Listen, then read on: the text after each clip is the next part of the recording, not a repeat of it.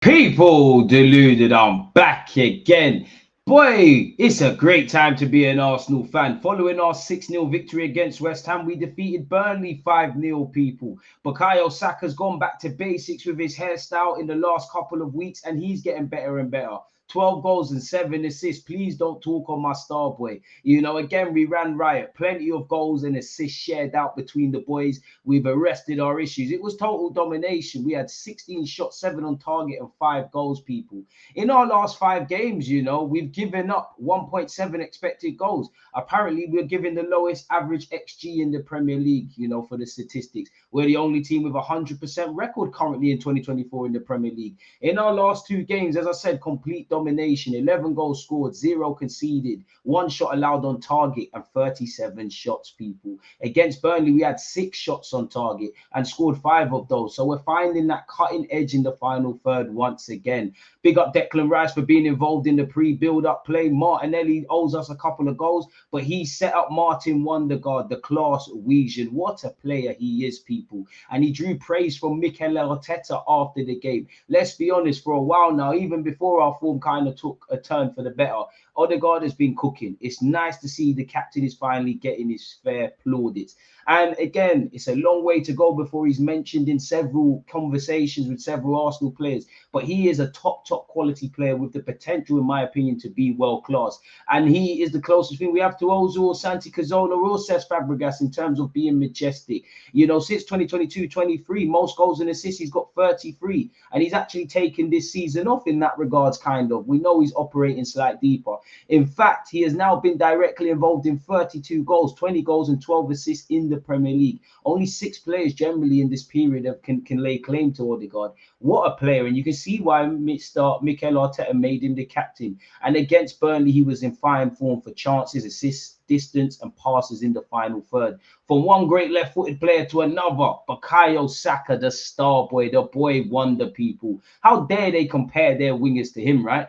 32 games, 15 goals and 13 assists delivering. And it seems like he's gone back to basics and found his goal-scoring touch. They compared him to Anthony, Kulusevski, Dick Cole Palmer, this guy, that guy in the third, and they're good players. But none of them are talking to Bukayo Saka. They always move the goalpost when it comes to our star boy. Maybe he wouldn't have scored a penalty if the goalpost could move. And it was lovely to see him get a brace in as many weeks. The hat-trick is coming. Big up Odegaard for setting him up. What a finish it was. Saka doesn't use his right peg often, but when he does, it's top quality. The man's amazing. And the fact that he came from Haylen, from our academy, and cost nothing is scary, people. He has now scored more Premier League goals than any other player this year with his 6 goals in 5 games. And you look at what he's done for the last few seasons, people, in terms of goals and assists, and he's only getting better and better. The fact that he's 22 is scary. He can't deal with the labels and expectations placed on his shoulder, but so far he is putting to bed any claims that this man is not a quality player. 22, and we barely even scratched the surface, people. And again, no coincidence, our attackers have found their goal and assist boots, and we're back. Kai Havertz even joined in the party, people.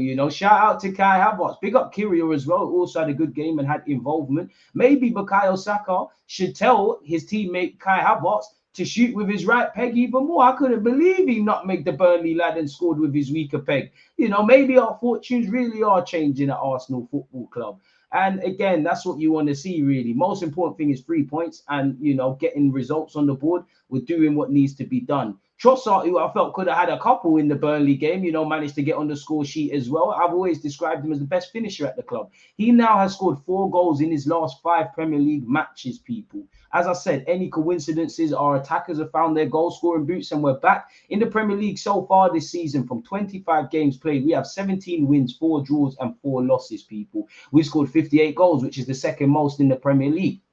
And we've conceded 22 goals, which is the fewest in the Premier League. And we've currently got the best goal difference in the Premier League of plus 36. It just shows you that if we could marry this with a bit more and taking our game in all aspects to higher levels, if we could marry more strength and options in terms of depth, and obviously if Pep Guardiola could follow Jurgen Klopp out of the Premier League, we might be set for some certified trophies at this football club. As I said, it's great, you know, since the winter break, we beat Palace, beaten Nottingham Forest, Liverpool, West Ham and Burnley. Long may it continue. We've got Porto to come. As you know, on Saturday, we're playing Newcastle. Let's just keep it going. It's as simple as that. We sit second in the Premier League. I don't look at the league table. That's what reports say. So yeah, big up you lot for tuning in and making it to this part of the video. Don't forget to comment your own thoughts on the game or anything Arsenal, as well as smashing the like button and all of those good things. Now, for me, simply put, there was 15 points on the table with the 5 games we played, obviously, in the Premier League. And to take 15 from 15 available points from these 5 games, what can you say? It doesn't matter how you do it. All that matters now is points on the board as we're into that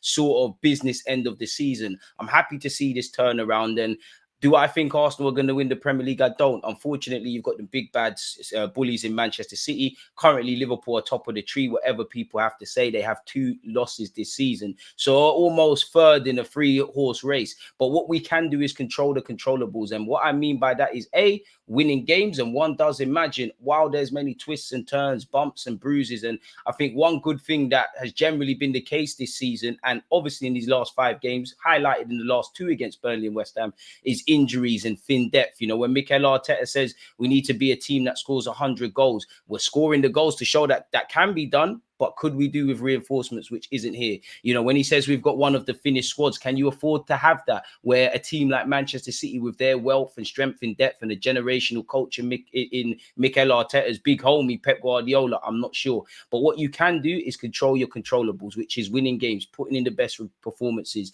you know, beating teams that are in poor form, which take nothing away from what we did. It shows our ruthlessness without necessarily our strongest squad, you know.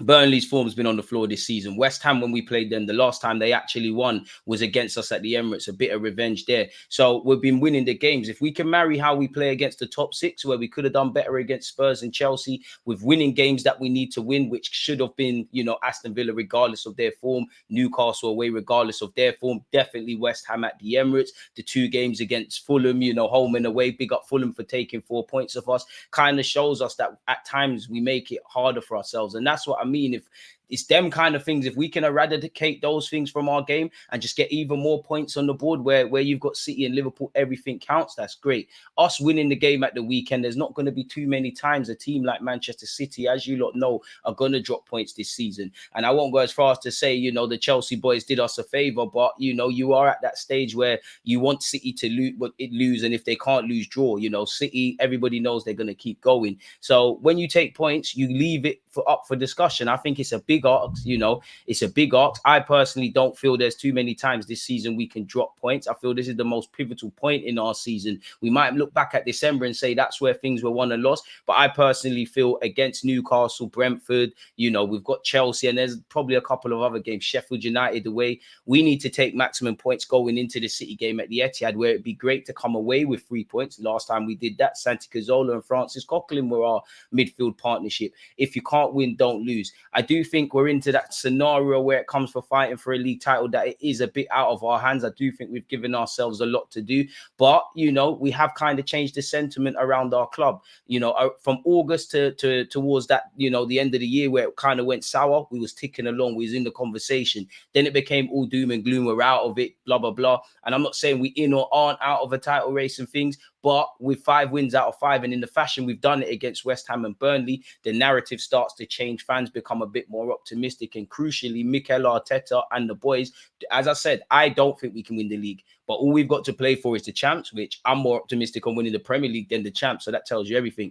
We only have those 2 competitions. Let's put our best foot forward and give it a real fight. Forgive ourselves for what's gone wrong. Pat ourselves on the back for what we did well, and just keep going. Like Arsene Wenger said, the past brings regret, the future brings uncertainty. There is no time like the present, and that's all we can do. Of course, it's lovely to see, you know, us playing well and whatnot, goals being shared around, showing the collective quality of our attackers. Imagine we marry in a striker, and even without Gabriel Jesus, not that he's prolific in front of goal, you know, we've shown we can score goals. Obviously, Kirill, Havertz, players that are bit part or players that fans aren't universally sold or convinced on are doing what they can and playing well. And generally, we're doing all right. I hope the celebration police are okay with Mikel Arteta's performance in the last 2 games, because he's barely even celebrated any of the goals, really. You know, we all know our manager, you know, if he celebrates, he's overexcited. If he doesn't celebrate, he's lacking passion, you know, then all the connotations that are connected with Arsenal Football Club aren't necessarily the same consistencies with clubs all around the leagues, really and truly. Just look at Jurgen Klopp celebrating after beating Burnley.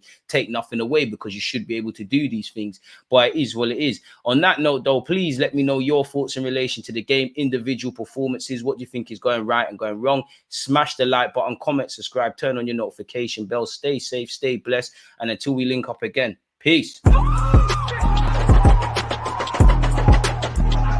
There's always that active red flag defending. I think it's like